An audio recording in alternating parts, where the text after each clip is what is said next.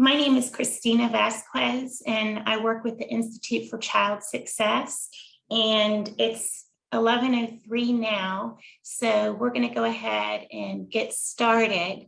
I wanted to go over a few logistics. So good morning, and thank you for joining us for the Early Childhood Education Quality During Rapid Expansions, Lessons from the Field and Opportunities. We are looking forward to a great session. A few logistics notes as we begin. The session is being recorded and the chat is being archived. Attendees are in view-only mode to keep things orderly. You cannot use your microphone. We encourage you to use the chat box throughout the session to engage with the group. You can post here for any technical issues you experience and as well as any questions you would like to share with presenters. We will share these questions towards the end of the session. The session uses auto captioning. While these captions will not be exact, we hope they can improve accessibility for all attendees. To activate these as a viewer, please look for an option on your toolbar that says Live Transcript and select either Subtitles or Full Transcript, which will appear in a sidebar. Your options may differ on a mobile device. A recording of this session will be made available on our YouTube page. A quick note on professional development credits. If you are intending to claim professional development credit through SC Endeavors for early educators, please complete the submission form we are about to share in the chat box before the end of the session. This is essential to having the information needed to process your credits. Remember that you must attend the session in full for its 1 hour duration to receive credit. These sessions are also eligible for CME credits. Further information, including the link to your attestation form, will be sent in a follow-up email next week. For CME and all other professional development credits, ICS will be happy to provide verification of attendance. For that and other professional development inquiries, please contact John Conklin. If you have any questions about this process, please return to the lobby in Zoom after the session where someone can assist you. So at this time, I'm pleased to introduce Dr. Dee Steglin, ICS Senior Fellow, who will moderate today's session and introduce our speakers. Thank you. I'll turn it over to you now, Dee. Thank you, and good morning to everyone. Thank you for joining us. This session focuses on issues related to maintaining high quality early childhood care and education within the context of rapid expansion of programs for young children. And this includes many settings like the public schools, community-based early care and education centers, and innovative partnerships between public and private sectors. And as we just learned from our keynote speaker, Dr. Weitzman, all of this growth has occurred within the context of COVID. So the rapid expansion is the result of several factors, including increased funding at the state and federal levels, the recognition of the value and impacts of high quality early childhood education, and the continuing needs of parents and families for quality early childhood programs.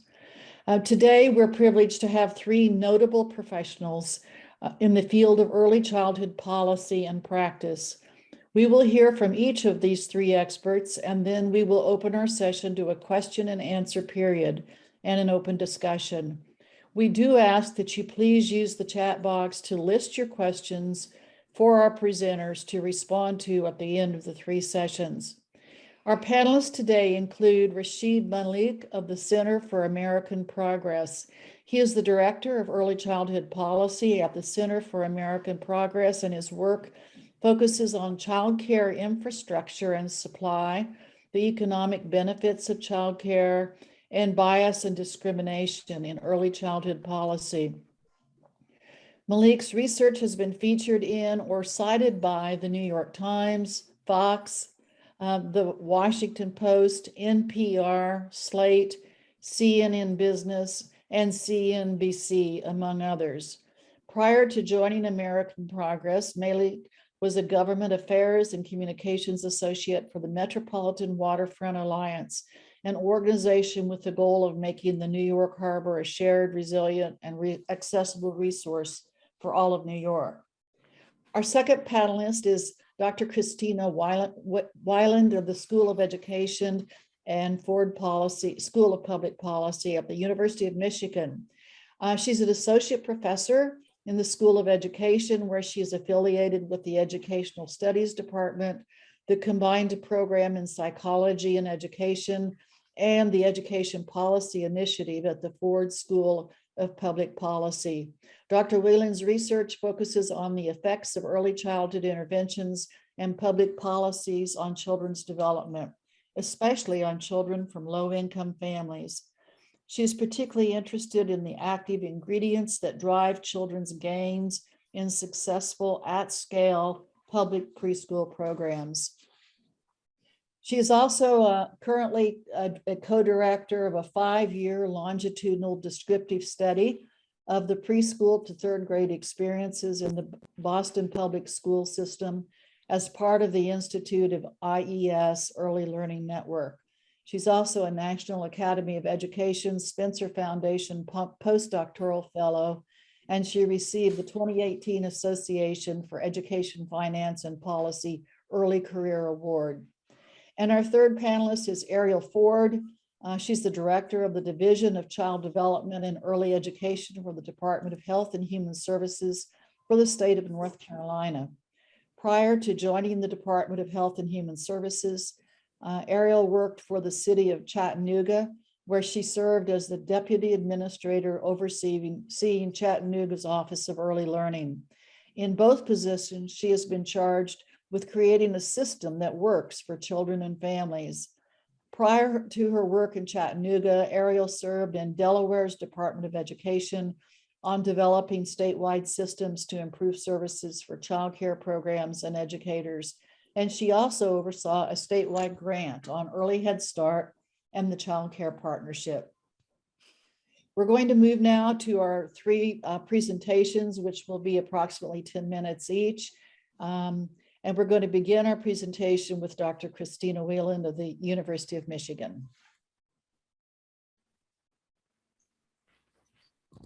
Terrific. Thanks so much for that introduction. It's great to be here. And I think as a panel, we're really looking forward to the conversation and the questions. So on my part of the panel, I'm going to talk about this broader topic of scaling quality in public preschool expansions.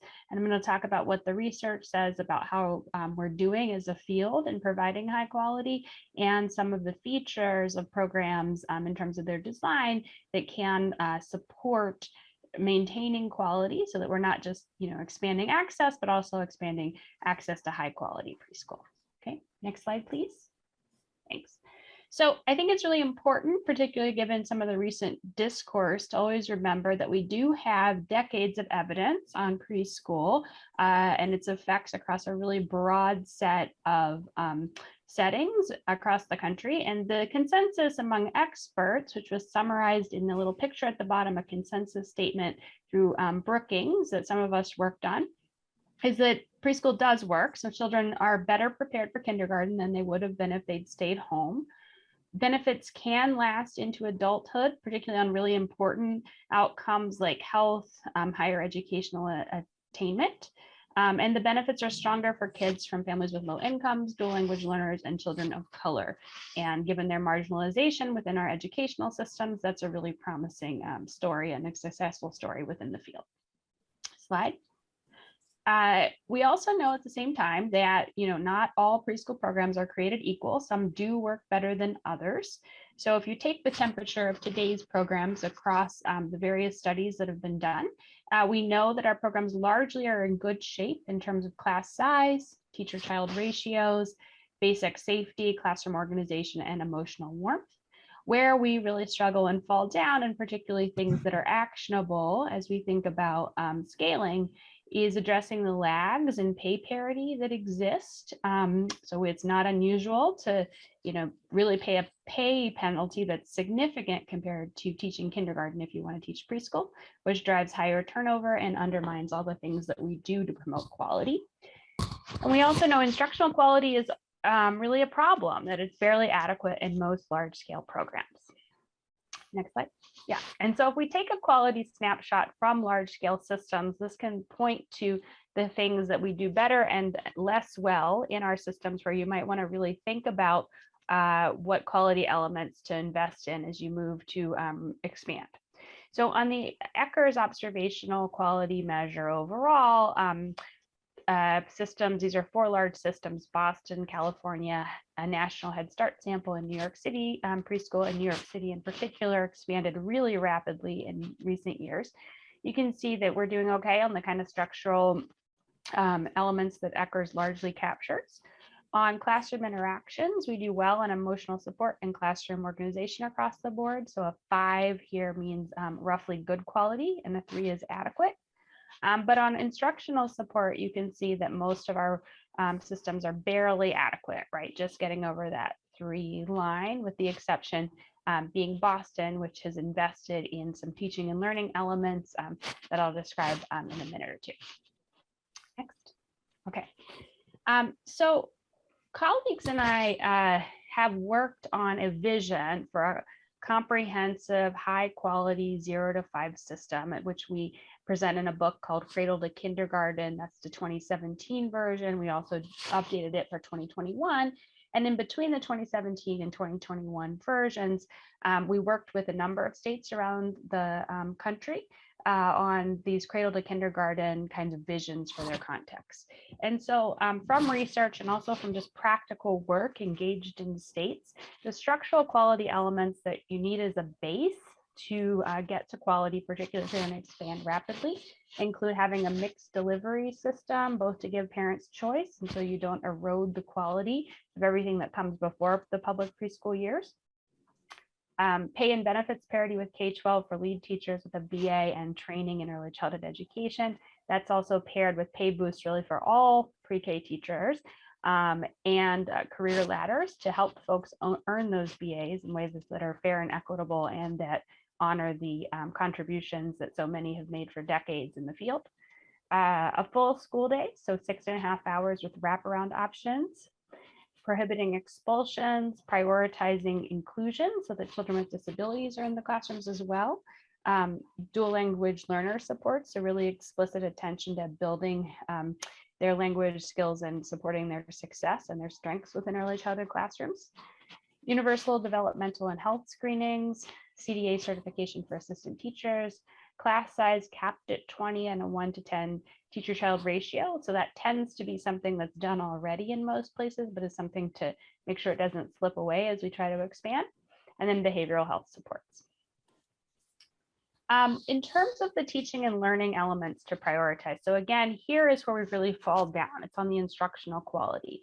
And the best levers that we seem to have for changing that is to implement play and evidence-based curricula with a clear scope and sequence. So basically no states are doing this. The curricula that we have in place, these whole child curricula that don't have a scope and sequence are not delivering on outcomes in the way that other curricula can. And so it's going to take some doing to shift to that model, but that is one way to help maintain quality, particularly instructional quality, as programs go to scale. And that has to be tied with supports for teachers, like regular in-classroom coaching directly tied to the curricula. So not just coaching on general best practices, but really, how do you do a read aloud in a high quality way? How do you facilitate a math small group so the kids are having fun, taking turns, and also learning content? And then direct assessments to inform instruction and alignment with K-3. So we think of the alignment really as pushing the good parts of preschool up into K-3 and not sort of pushing, sitting at desks and doing worksheets from 2nd grade into pre-K. We think of things like small group, active engagement, hands-on learning activities needs to be more seen in K and 1 as well. Next slide.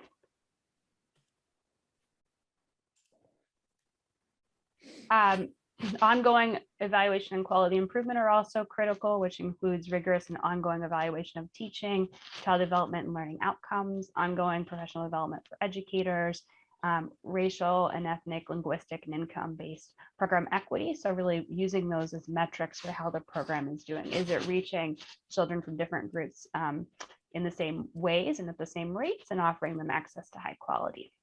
Next.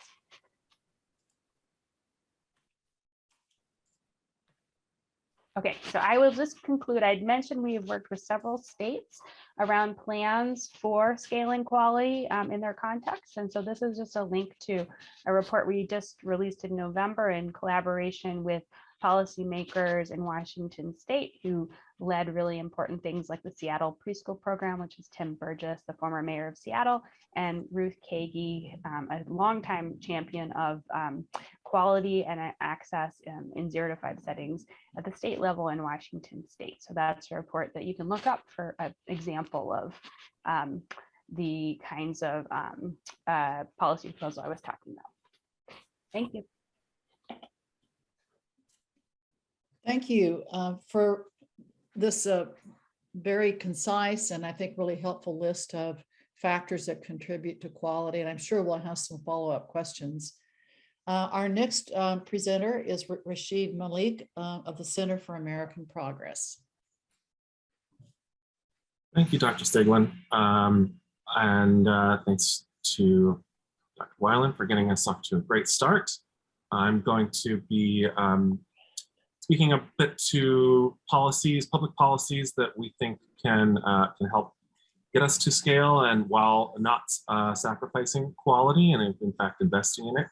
I wanted to first briefly give a little background about myself and the Center for American Progress. I am thankful for the great introduction, and I wanted to fill in a gap there between when I was at the Metropolitan Waterfront Alliance and the Center for American Progress. I was at Ford School of Public Policy, so I'm really proud to be on this panel with Dr. Weiland. The Center for American Progress is a multi-issue think tank covering a wide range of public policy issues with the stated goal of improving the lives of all Americans. And we've been working on early childhood policy for a number of years now, I think going on 9 years. And the CAP Early Childhood Policy team has I think can be, our sort of goals can be boiled down to 3 things, which is ensuring access to affordable early childhood education, to building family economic security through enhanced childcare systems, and third is relevant here is promoting quality of early childhood education. So my work and our team's research, I think, illustrates these priorities in kind of 3 things that we've worked on, and I wanted to share a little bit about them. One is our work in studying childcare proximity and access, and that's through some publications that we've done on what we term childcare deserts. I think that this has been a helpful line of research to actually just really get a handle on how undersupplied we are in terms of licensed childcare in this country. In most communities, there is just not enough options and not a variety of options, since we know that families have, really like having a broad set of settings and types and different needs for hours and types of care. A lot of families have to make really difficult sacrifices and choices. And as a result of this undersupply, quality kind of sometimes is not something that parents are able to accurately assess, and which we, think they often have to kind of sacrifice in their choice matrix when they're deciding on how and who will be caring for their children. Second, we've obviously done a lot of research on the economic benefits of quality care, and I think that can't be understated, as we see these long-term benefits are well documented through many fantastic studies. We also know that childcare and early education as it's currently structured, can eat up a really big chunk of the family's budget, and this can put a lot of strain on families and price them out of quality care.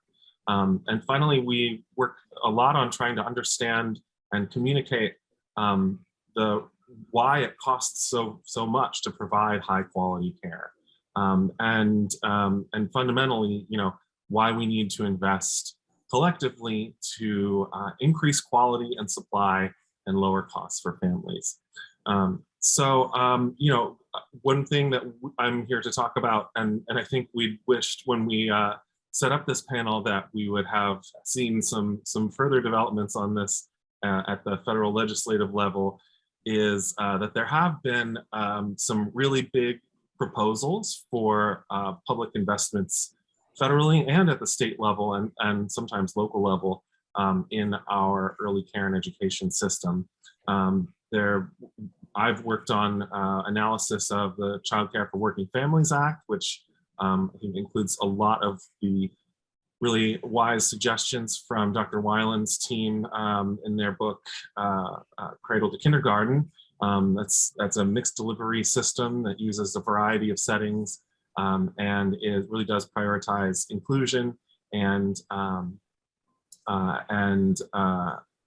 has been introduced 3 times now in the U.S. Senate, House and Senate. Then, of course, last year, we saw that the child care and universal pre-K programs in the Build Back Better Act were passed by the House and are still before the Senate. Still hopeful that in the spring, when the time kind of comes around for the Senate to reconsider those proposals, that we have the support to finally have a really once in a lifetime change in how we finance.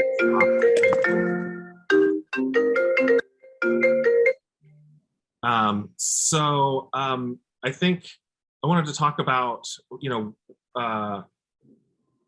that this is a tremendous kind of pivot point, an inflection point, I think, in how we think about public support for programs that will address access, affordability, and quality.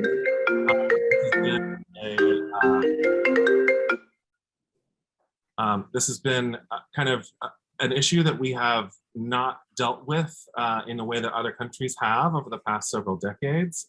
And as a result, we have a system that was very vulnerable to the COVID-19 pandemic. And I think we've got kind of an acute crisis layered over the chronic crisis in the system, which is it's imperative that we take action. One thing that the proposals in the Build Back Better Act would do is actually guarantee that families would have their costs, childcare costs, limited to what is affordable for them. Right now, the last time we had a major expansion in childcare policy was during welfare reform in the 1990s, when we got the Child Care and Development Block Grant. And that has unfortunately not been funded at levels adequate enough to reach many of the families who it's intended to support. For young children, children under the age of 5, we see that only 1 in 9 eligible children seem to be actually receiving a childcare subsidy. This new approach would actually expand eligibility to more than 90% of young children, and virtually guarantee a childcare subsidy to nearly all of them, and especially would be really important to the lowest income families who would not have to pay anything. And we know that the greatest benefits go to these kids from the lowest income families, also dual language learners, as Dr. Weiland mentioned. These are proven through numerous studies, and would have just a transformational effect on what we would be seeing, in, I think, in terms of economic outcomes, health outcomes, and educational outcomes. But fundamentally, what we need our public policy to do here is to address three things. I think first of all, and most important and relevant to this discussion, is that we need to increase wages and professional supports for early childhood educators. That is at the core of quality system, and that is the great injustice of what we've seen in this field for decades and generations. Is we value publicly, we talk about how we value those who take care of and educate our youngest children, but we've made it a very difficult thing to do while also providing for one's own family. Nowadays, more than a majority of households have a breadwinner or co-breadwinner who is female, and we don't just generally have a one breadwinner household with a stay-at-home parent in all cases, and we need to acknowledge the fact that this care is mostly done by more than 90% women, and that the median wage being $12 to $13 an hour is simply unacceptable and is not going to get us the kind of quality and supply outcomes that we want. But we also need to build supply and grow the field. And I think that that compensation and supports and making these jobs finally the fully good jobs that are well compensated and include benefits and coaching and training, that is also at the core of growing supply and expanding the number of options available to families. Now, as you can imagine, this would be quite expensive, and I'd argue that it should be. This is, something we mostly agree that we should collectively invest in. And if you want to understand, the benefits, I think we always want to harp on the costs when we talk about solving problems. But this is a case where all measures of public spending benefits show that investing in the education and health of young children, especially babies and toddlers, not just preschoolers, but the full spectrum of birth to 5 care. It's really important that we acknowledge the fact that we all derive huge social benefits from these types of investments. So I think I'm going to wrap up there and just leave with restating the fact that I think it all starts for me with better compensation and professional supports for early childhood educators. And I look forward to any of your questions. So thank you.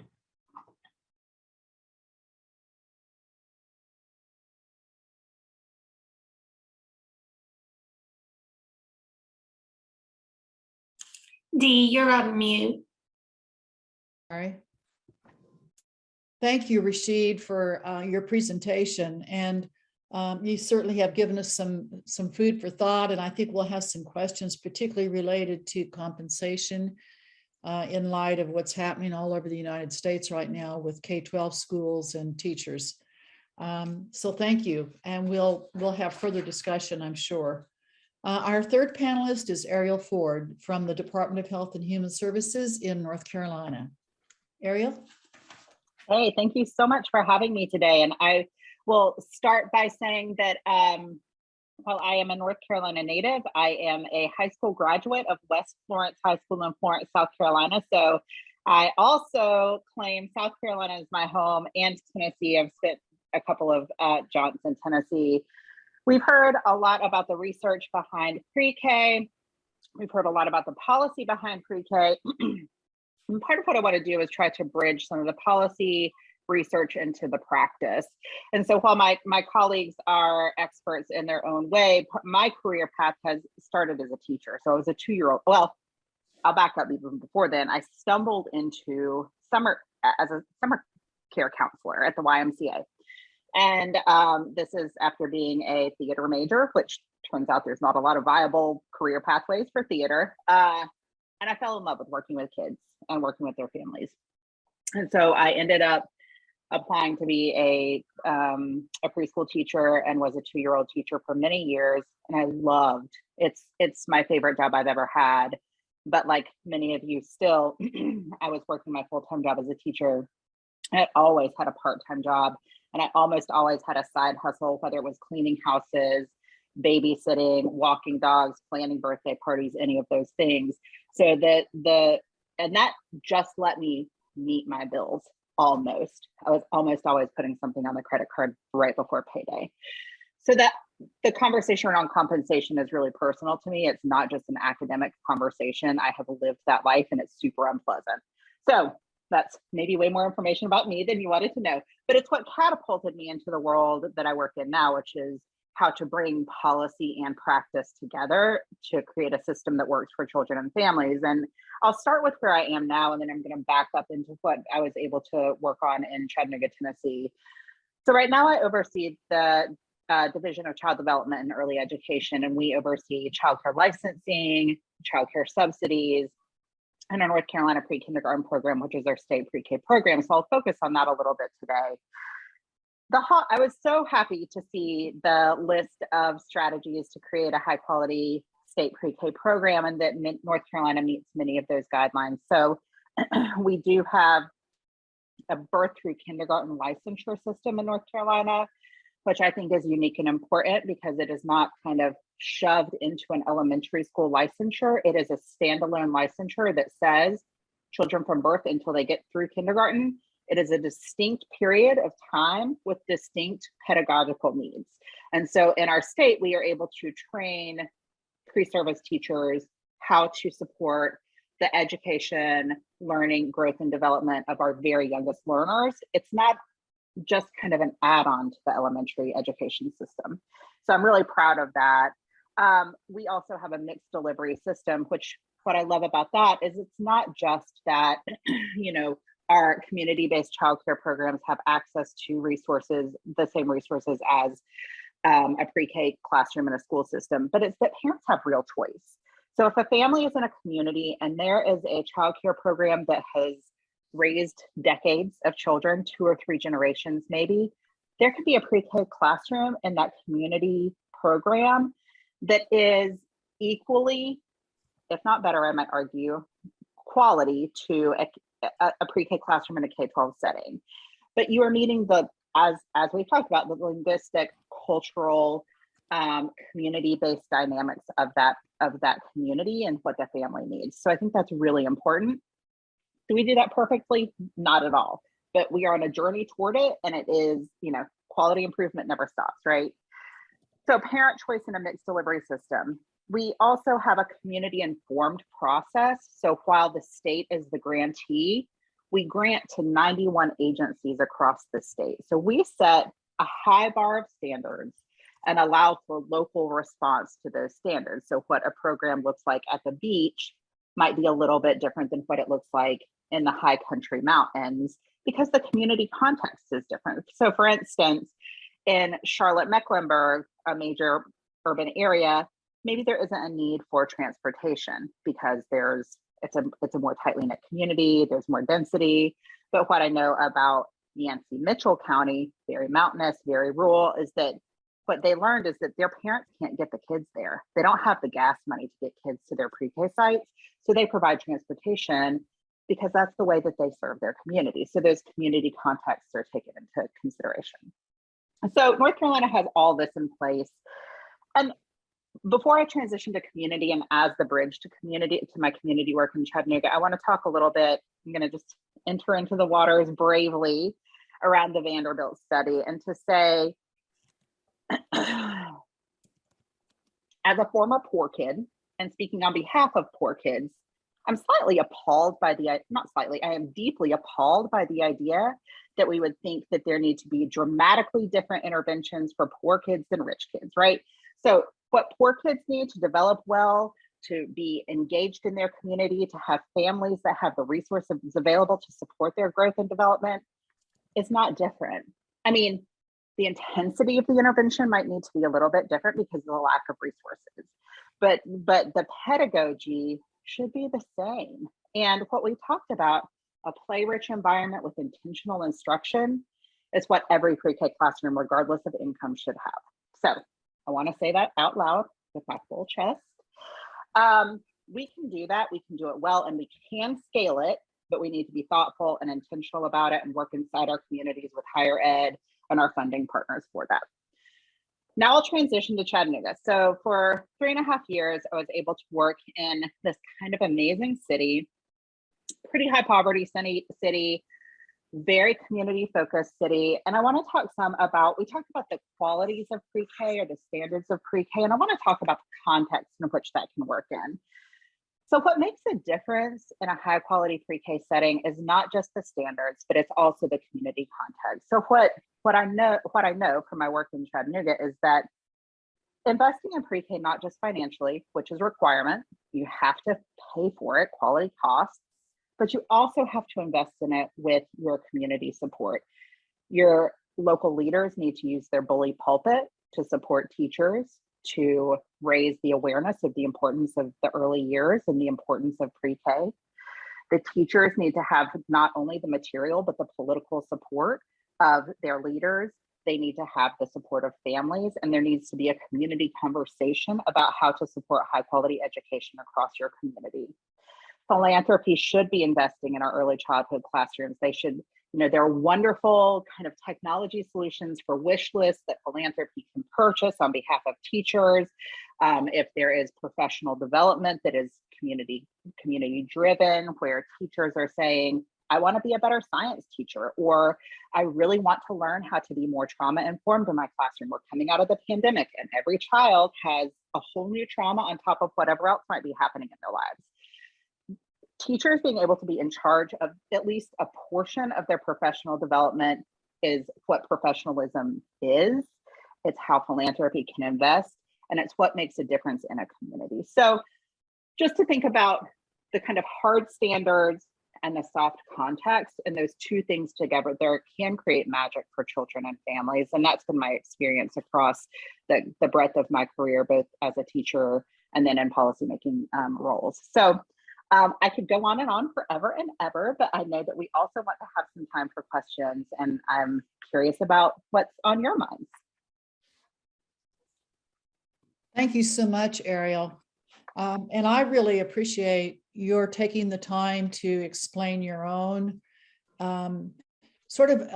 evolution into your current position, which really began as a teacher of very young children, and the rewards of it, but also the financial challenges of it. Because I think that when we have individuals like yourself who are helping to make policy, who have actually been teachers and been in these environments, it makes for more powerful messages to decision makers. So thank you for sharing that. We're going to transition now, and I want to thank each one of our panelists. These are very busy people, and you can imagine that they have lots to do, and we appreciate them taking time to share their expertise. And now we're going to turn to a dedicated time for questions, and we invite all of our participants to ask questions to our panelists. And then I think Christina is going to share these questions with the group, and we'll use the rest of our time for an open discussion. Christina? Thank you, Dee, and thank you to all of our presenters. And I've been monitoring the chat, and currently we do not have any questions that have come up at this point. So again, I encourage all of you to take this opportunity with our experts to ask your questions. So we'll leave a few minutes open here if you have any questions. I sent a couple in myself, so I'm not sure where they went. And I'm wondering if the questions are coming through. Let me see.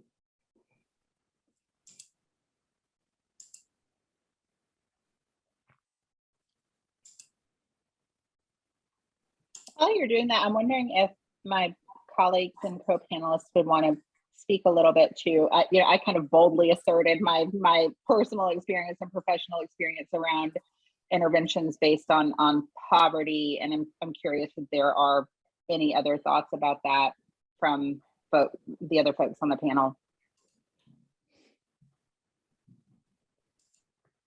Yeah, I think, Ariel, I would broadly agree with you that the evidence doesn't so much point that different kids need different things. Every kid needs differentiation to where they are, but whether that you can broadly say, okay, this social class needs a different thing than this social class is inaccurate.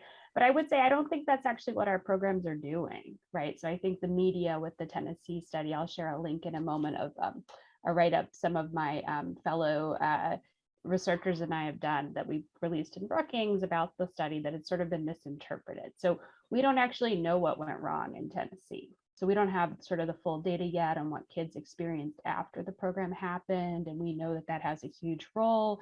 And so at this point, I think we should really take the study extremely seriously and its findings, but we just have a lot more to learn for exactly what that means we should go. But at the same time, we have decades of research that do show us that we should employ the kinds of things that you were talking about around play-based, evidence-based instructional experiences and the supports that you need for teachers underlying that for that to happen, because a really stressed workforce is not going to be able to deliver on those kinds of experiences, which is another really important element here.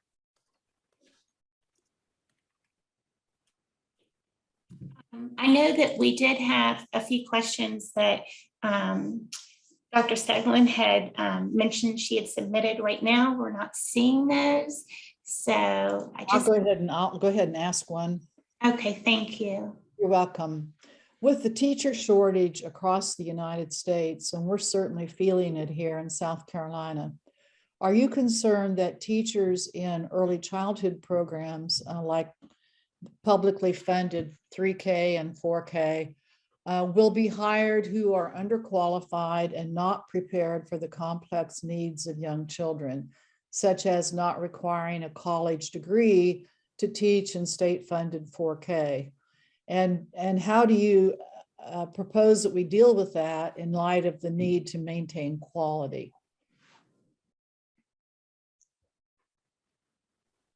No softballs here, huh?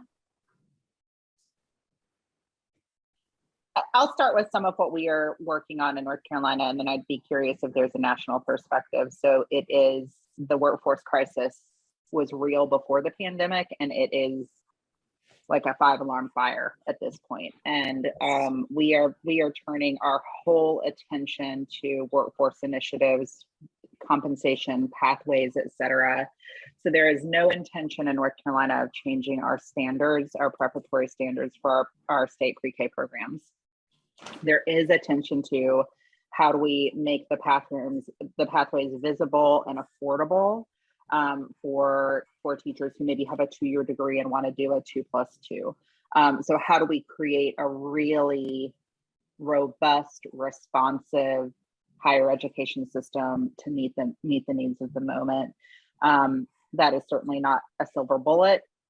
Compensation is absolutely critical. I do want to say our legislature was able to give a small amount of funding to increase compensation in pre-K state pre-K programs for private sites this year. So we are appreciative of that, but it doesn't meet the need. So I don't have a perfect answer, but that's at least where we're trying to lean into. And we did have a question come in for Dr. Malik. Could you expand on teacher salary increases? How do the low educational requirements to serve as an early childhood teacher impact the work in this area?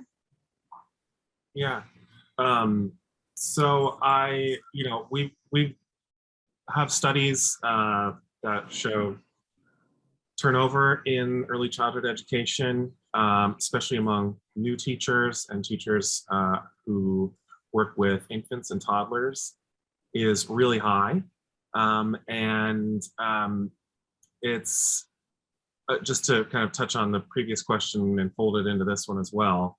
My concern is that we're seeing the rotating out, the people leaving the profession and not seeing people come into the profession right now, especially in an era of unusual labor shortages and rising wages in a lot of other competitive markets. There's anecdotes and coming in from all over the country about program directors and administrators finding that they cannot get even applications because the pay is several dollars per hour lower than what someone can get at a Costco or even in, food service or something like that. So I think the issue around credentialing and training does sometimes kind of come into conflict here, honestly, with expanding access and supply. I think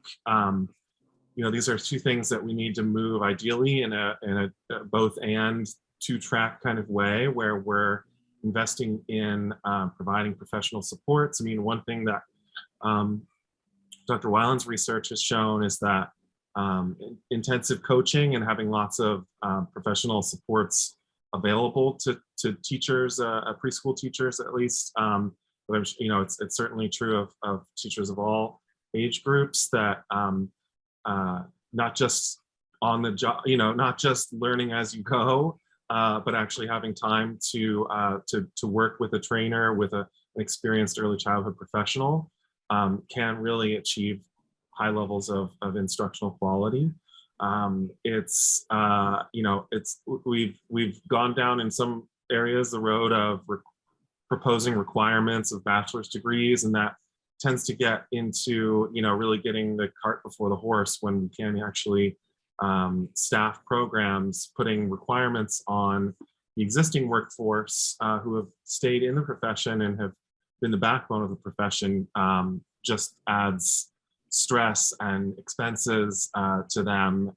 This is why Washington, D.C.'s bachelor's requirement has kind of been pushed off and pushed off. This is really not, this is a long-term thing that we want to get right in terms of developing a pipeline of qualified, early educators. But we really need to have intensive supports for those in the profession now, to accompanied with better wages if we want to keep people in and if we want to attract people into this profession. There's always people that want to do this work, and it's just the low wages and the stress of the pandemic and all of these things going on right now are just grinding folks down and leading to them having to leave something that they love doing. And if we can just support them, that could go a long way towards reducing turnover.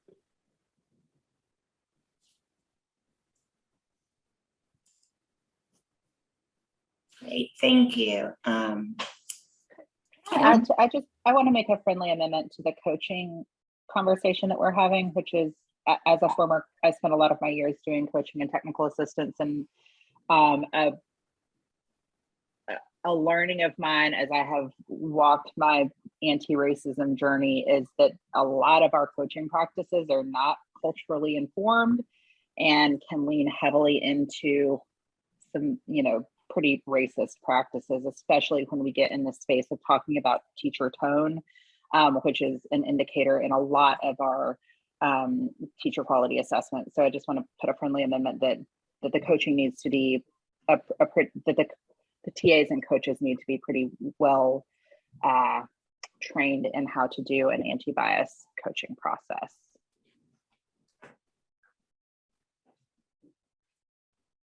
I had sort of a follow-up question to Rasheed, particularly. It seems to me I'm seeing, this is Dee speaking, but I'm seeing a lot of states trying to, I think, rush with good intent to increase the salaries of K-12 teachers. Here in South Carolina, the governor just this week proposed a $4,000 raise for every teacher. And I just read that New Mexico is doing something. And it seems to be the K-12 focus, which is great. But I'm wondering how we can collectively influence policy around compensation for those who work with the birth to 5 population that aligns itself with the K-12. It comes back to recognizing the value of early childhood But if we want quality in the 0 to 5 population programs, it seems to me that if we can figure out a way to align with legislators the importance of increasing compensation for all children from birth through high school, might be a strategy. But I'm just wondering if you're seeing the same kind of disparity that I think I'm seeing between how legislators recognize the K-12 population versus the 0 to 5.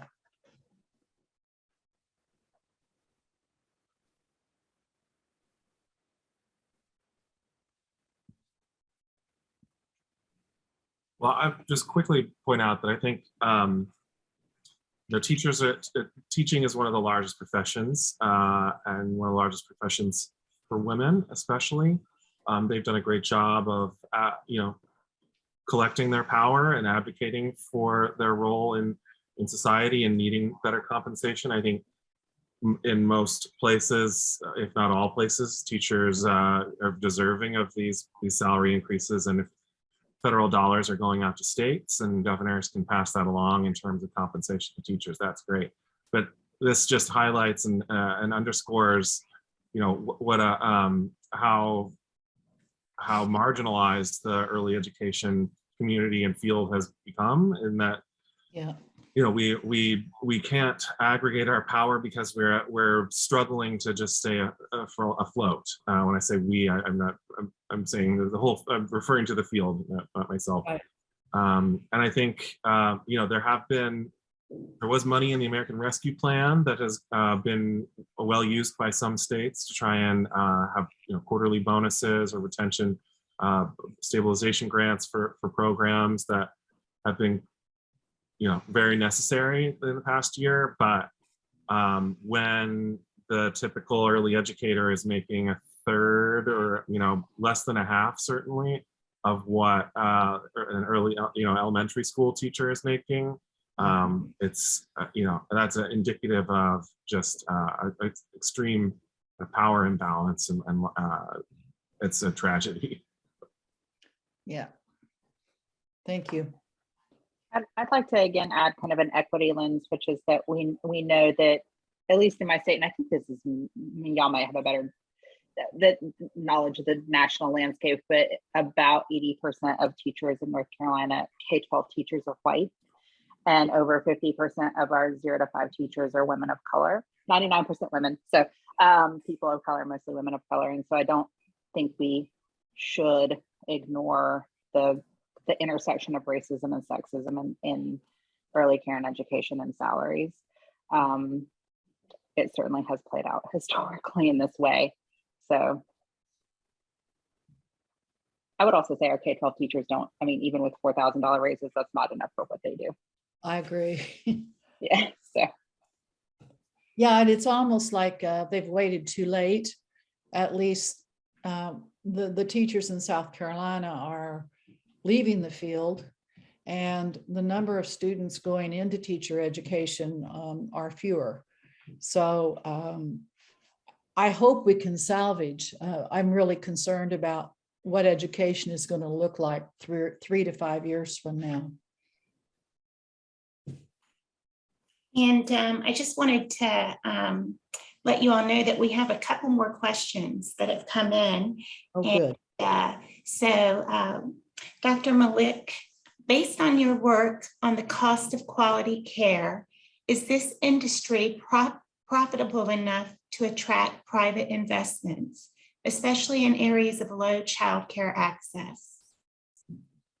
Yeah, I also want to clarify that I don't have a doctorate, and to respect those on the panel who did work very long to get their doctor titles. But I have seen that there are some models out there of private investment. I think regionally they've had some success in trying to provide resources for especially home-based childcare.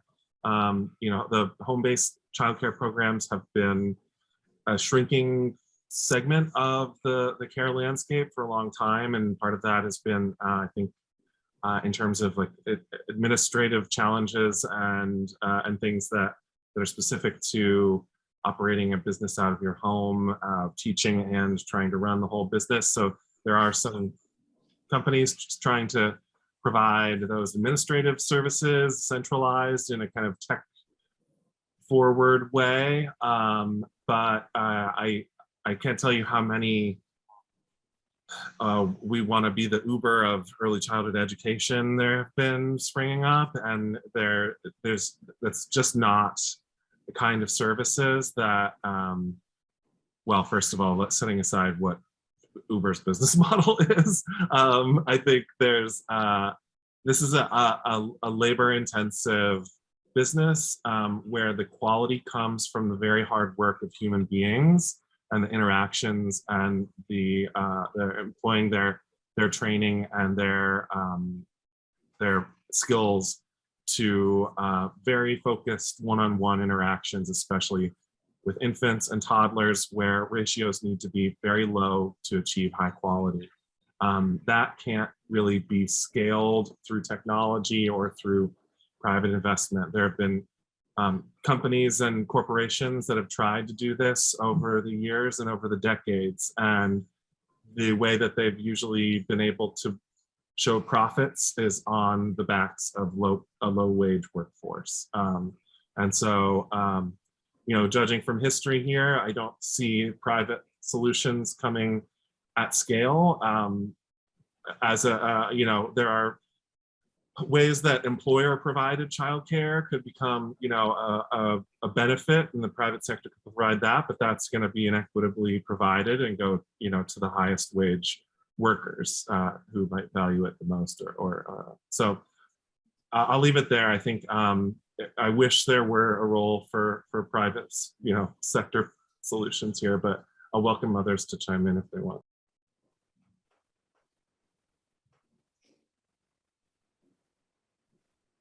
Thank you, Rasheed.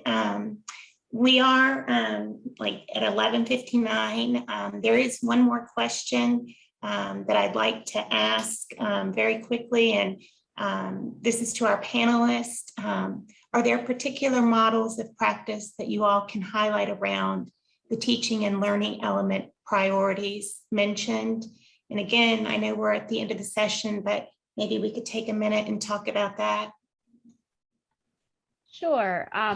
So I love this question. It's a great one. And I will share the PDF of the link to the PDF I mentioned on Washington State, because we summarized the evidence well there. And I'm going to be really brief since we're at time. But you can really look to specific cities that have moved in this direction, like Boston and New York City, who really have had processes where they've said, okay, let's look at which curricula have been really proven that you can actually do them at scale, that they're play-based and fun for kids, and that the kids actually learn more at the end of the day. And those are contexts that have adapted those and then have coaching that is tied to their implementation as well, which again, we have multiple randomized trials now in early childhood that show that just general best practice kinds of coaching that isn't really tied to a curriculum that works are not resulting in the child gains that we would hope to see and that parents want to see in their kids in the year before kindergarten. And I will put that link right now into the chat so you can look up. Thank you. Thank you. Is there anything else, Dr. Steglin, that you wanted to talk about before we kind of wrap up here? Well, I just would like to say that ICS would like to thank each of our esteemed panelists for their contributions today, and also for the questions. And I think it's probably safe to say that if you're in the audience and you have a question, that you could feel free to contact one of the presenters today for a follow-up response. And I think we've had really interesting ideas presented, and from those who sort of been in the trenches with the preschool population, all the way up to those who've evolved into policy and research positions, who are working to systematically increase the quality and maintain the quality of early care programs. So I just wanted to thank you all. Great. And again, thank you to everyone. And thank you to our attendees. I just wanted to wrap up letting you know that we will be providing a recording of this session to all attendees via email in the coming days. And there's some information that has been posted about claiming SC Endeavors credit. So please make sure you have completed the Google form at the top of the chat. So with that, again, thank you to all of our presenters and to all of our attendees for such a great conversation today. Thank you. Thank you.